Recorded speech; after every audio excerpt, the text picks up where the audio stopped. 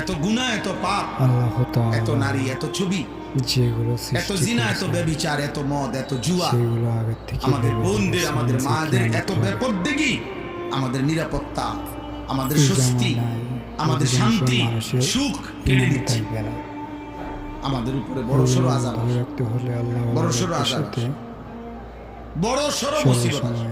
আমি এই মাত্রই হাদিস থাকতে হবে তাদের। আল্লাহ নবী সাল্লাল্লাহু আলাইহি ওয়াসাল্লামের বিশুদ্ধ হাদিস, তিরমিজি শরীফের হাদিস। নবীজি বলেন, লা ইয়াকুনু ফি উম্মতি খাসফুন ওয়া কাসফুন ওয়া মাসখুন। ফি উম্মতি বলছেন, আমার উম্মতের মধ্যে শেষ জামানায় তিনটা বড় বড় আযাব আসবে। এক নাম্বার হলো মাটি ধসিয়ে দেওয়া হবে, দুই নাম্বার হলো পাথরের বৃষ্টি বর্ষণ হবে, তিন নাম্বার হলো চেহারা বিকৃত করে দেওয়া হবে।